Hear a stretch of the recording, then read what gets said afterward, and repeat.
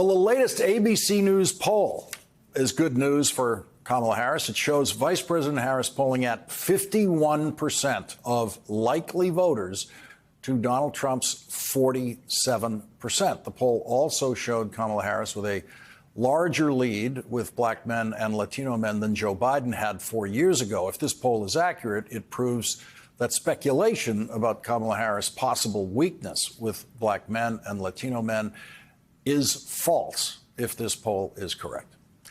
The Harris campaign stressed that point about this poll in reaction to what they clearly regarded as a very good news poll for their campaign. The President of the United States became one of the 45 million Americans to vote early in the presidential election today when he cast his vote in Newcastle, Delaware, after waiting in line for 37 minutes. That is 37 minutes longer than Donald Trump would ever wait in line for anything. That is 37 more minutes of public humility than Donald Trump has exhibited in his 78 years of life. 3 months ago, President Joe Biden thought that he would be voting for himself today. He was asked what it felt like to vote for Vice President Kamala Harris instead of himself. This is just sweet. This is just sweet.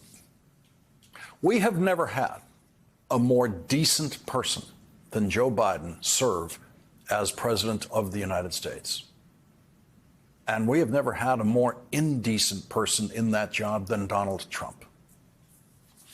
Mr. President, can you come here and comment on former President Trump's rally yesterday? He was saying a bunch of stuff about immigrants. It's simply embarrassing. It's beneath any president, but that's what we're getting used to. That's why this election is so important. You know, most of the presidential scholars I've spoken to talk about the single most consequential thing about a president's character. Character. And he puts that in question every time he opens his mouth. Trump campaign apologists spent the day trying to distance Donald Trump from some of the featured players on the stage at a Donald Trump rally at Madison Square Garden last evening. The racism flowed freely from the mouths of well-known and unknown racists. Tucker Carlson, who is far less educated than Kamala Harris and obviously less intelligent than anyone who has ever run for president not named Trump, tried to insult Vice President Harris's education and intelligence in classically racist language that he would not even be allowed to say on Fox if he hadn't been fired from what turned out to be his temporary job there. A so-called comedian no one has ever heard of was also blatantly racist with especially poisonous language about Puerto Rico and Puerto Rican people. He said that in a city where more Puerto Ricans live than anywhere outside of Puerto Rico. Both Tucker Carlson and the comedian no one's ever heard of would have been very much at home at the 1939 Nazi Party rally at Madison Square Garden that occurred 2 years before Nazi leader Adolf Hitler declared war on the United States. Imagine how racist the Trump event had to be for the New York Times to headline their report, "A Closing Carnival of Grievances, Misogyny, and Racism in New York City." Donald Trump inadvertently proved himself a liar yesterday about New York City. He held a rally in the belly of the beast, Midtown Manhattan, the heart of New York City. 20,000 people came. 20,000 people who have been told by Donald Trump that they have a 75% chance of being murdered if they enter the New York City subway system. And that's how most of them got to Madison Square Garden. On the same New York City subway system that Donald Trump says will murder them. 20,000 Trump supporters went to the center of a city where they are surrounded by millions and millions of immigrants. Over 3 million immigrants in New York City, where the population is 38% immigrants. That's not counting the children of those immigrants who were born here, the people who Donald Trump insists poison blood. They poison the blood of this country. That's what Donald Trump says. A pure Hitler echo. That's what all the Nazis in Madison Square Garden believed in 1939. They believed that Jewish people would poison the blood of any country, including this one. When Donald Trump finally got up to the microphone in Madison Square Garden, he said this to his 20,000 fanatics in the room. The United States is now an occupied country, but it will soon be an occupied country no longer. Not going to be happening. Not going to be happening. November 5th, 2024, 9 days from now, will be Liberation Day in America. It's going to be Liberation Day. On day one, I will launch the largest deportation program in American history. The 20,000 Trump fanatics in the room know that this is not an occupied country. Many or most of them live in suburbs where they have absolutely no hint of being occupied. There is no place in the United States more occupied by immigrants than New York City. And that has always been true. There are more immigrants currently living in New York City than there are people in both of the Dakotas combined. And not one of those immigrants who were everywhere around Madison Square Garden had a single harsh word for any of those racists who went to Madison Square Garden to lie about them. There was no violence, none. No Trump supporter angrily going after a suspected immigrant. No liberal New Yorkers getting in arguments with the Trump supporters. Not a single punch thrown. No one cared. No liberal New Yorkers cared that the Trump fanatics were there, and the Trump fanatics didn't care that they were in the heart of what Donald Trump calls occupied territory. No Trump fanatics were afraid to be there because they had no reason to be afraid. They were in one of the safest places in America, New York City. That's what Trump and his fanatics proved yesterday, just how safe New York City is.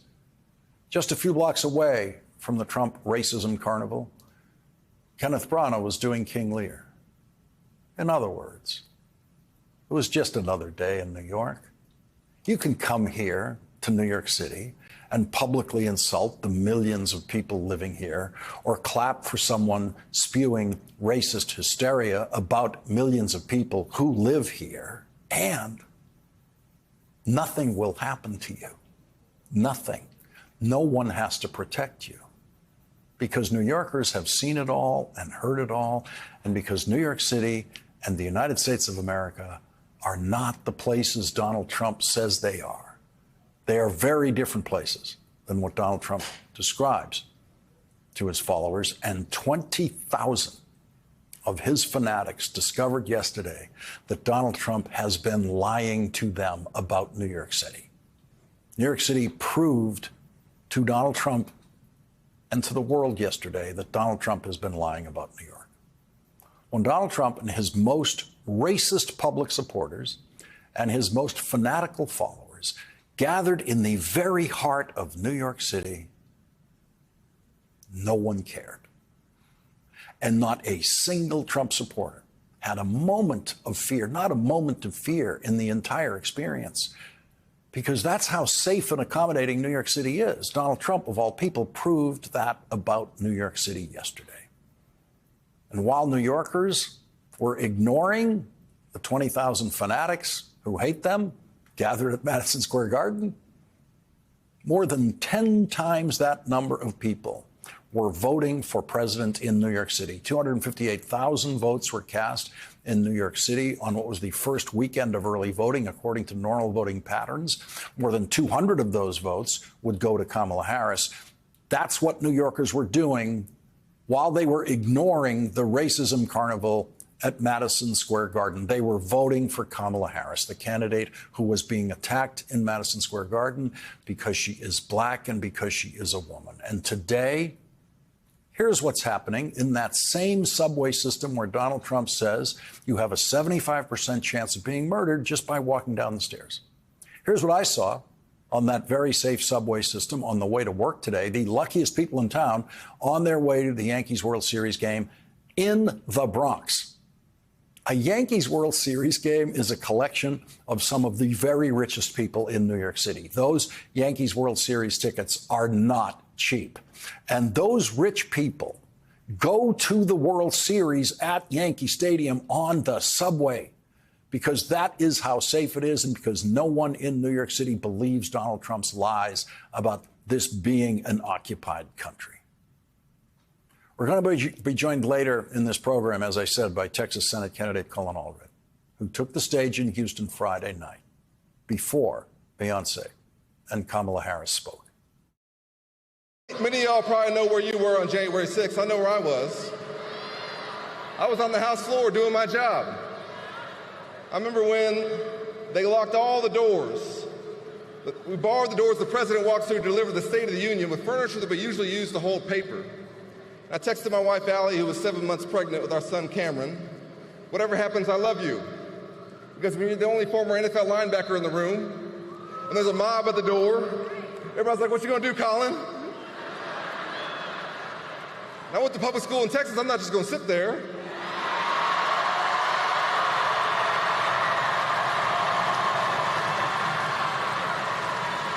So I took off my suit jacket. And I was prepared to defend the House floor from that mob. That's what happened. At the same time, after he'd gone around the country lying about the election, after he'd been the objector to the results in Arizona, Ted Cruz was hiding in a supply closet. Cowardice really is a Republican brand now, especially when it comes to fear of people they don't know. They aren't just afraid of immigrants, even though we all came from immigrants, but they are now afraid of everyone who does not vote for Donald Trump. That is what Donald Trump now calls the enemy within. Donald Trump has promised to prosecute anyone who has contributed money to the Democratic presidential campaign. That's millions of people. Donald Trump has said he wants to prosecute everyone who supports the Harris for President campaign, everyone who votes for Kamala Harris. That's going to be about 80 million people. It is madness, of course, and it is impossible. But Trump supporters and Donald Trump obviously are intellectually incapable of figuring out which of Donald Trump's hateful plans are impossible to actually carry out. Vice President Harris commented today on the Trump racism carnival at Madison Square Garden. Donald Trump this is not new about him, by the way. What he did last night is not a discovery. It is just more of the same and maybe more vivid than usual. Donald Trump spends full time trying to have Americans point their finger at each other, fans the fuel of hate and division, and that's why people are exhausted with him. That's why people who formerly have supported Donald Trump, have voted for him, are supporting me, voting for me. Michelle Obama made her first campaign appearance for Kamala Harris in Kalamazoo, Michigan on Saturday. She asked for forgiveness for being a little frustrated and even a little angry.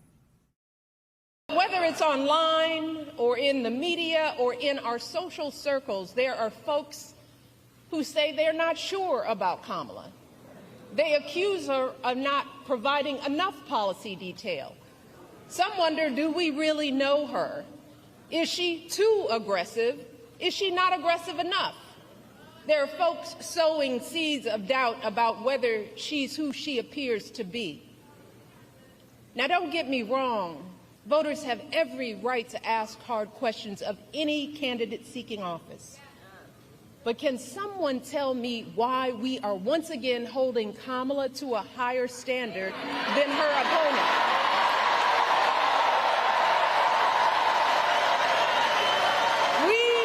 We expect her to be intelligent and articulate, to have a clear set of policies, to never show too much anger, to prove time and time again that she belongs. But for Trump, we expect nothing at all. No understanding of policy, no ability to put together a coherent argument, no honesty, no decency, no morals. Instead, too many people are willing to write off his childish, mean-spirited antics by saying, well, Trump's just being Trump, rather than question his horrible behavior. I hope you'll forgive me if I'm a little frustrated that some of us are choosing to ignore Donald Trump's gross incompetence while asking Kamala to dazzle us at every turn.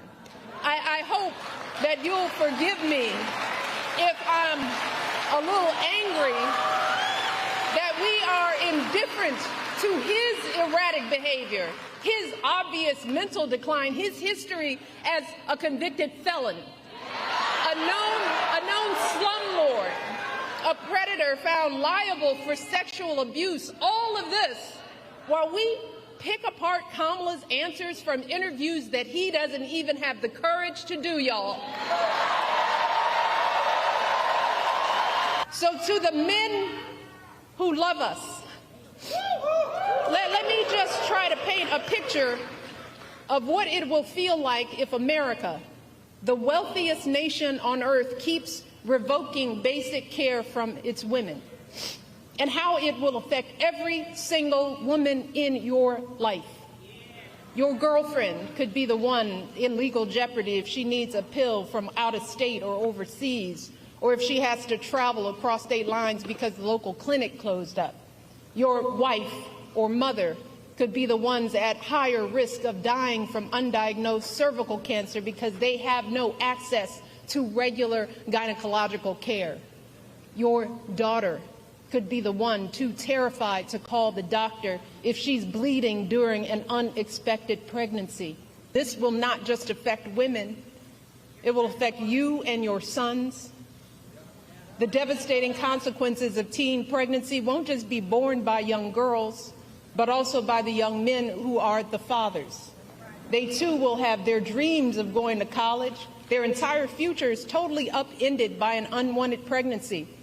If you and your partner are expecting a child, you will be right by her side at the checkups, terrified if her blood pressure is too high, or if there's an issue with the placenta, or if the ultrasound shows that the embryo was implanted in the wrong place, and the doctors aren't sure that they can intervene to keep the woman you love safe. I am asking y'all from the core of my being to take our lives seriously. And tonight in Philadelphia, President Obama said this.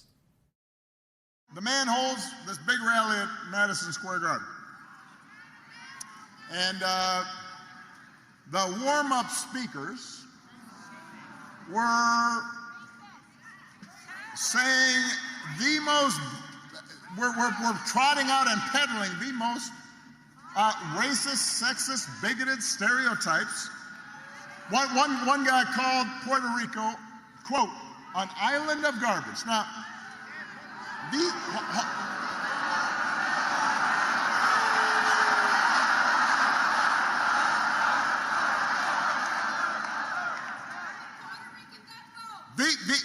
these are fellow citizens he's talking about. Here in Philadelphia, they are your neighbors. They are your friends. They are your co-workers. Their kids go to school with your kids.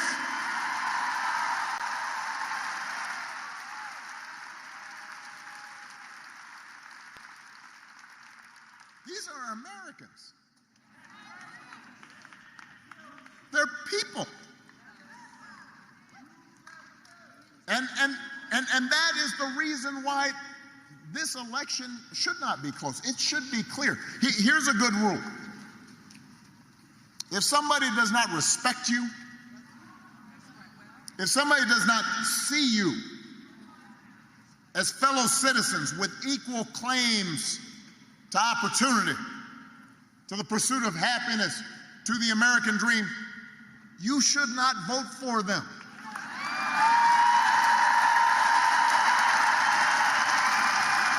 You should not expect them to make your life better. They will not help you make they will not help you pay the bills. They're not gonna work hard to make sure your kid gets a good education. They're not gonna help you with a down payment on a house. I mean, we have to reject the kind of politics of division and hatred that we saw represented. America's ready to turn the page.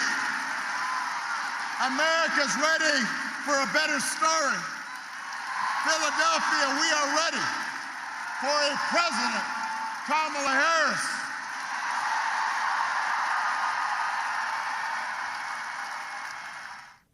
And tonight in Michigan, Vice President Harris said this. We are all here because we are fighting for a democracy and for the right of people to be heard and seen. We're not about the enemy within. We know we are all in this together. That's what we are fighting for. So I say to everyone here what you know. Generations of Americans before us fought for freedom. And now the baton is in our hands. The baton is in our hands. And I want to speak specifically to all the young leaders, all the students who are here today. I want to speak to you for a moment.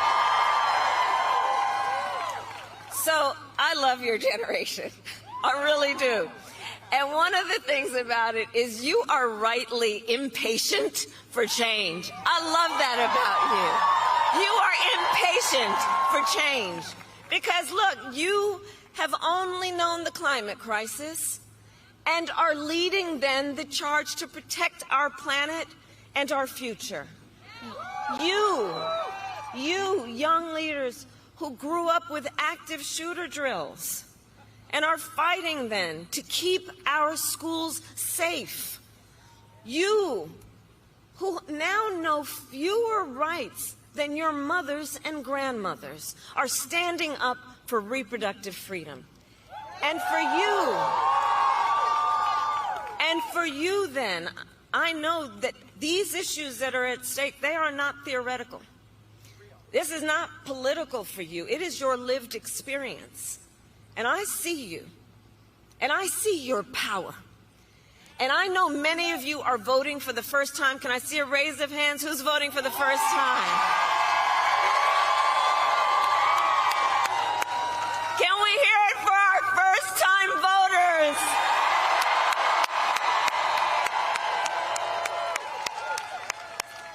See, that's why I know the future of our country is bright. That's why I know. So listen, so much is on the line in this election, and this is not 2016 or 2020. We can all see that Donald Trump is even more unstable and more unhinged, and now he wants unchecked power. And this time, there will be no one there to stop him. Not even the Supreme Court.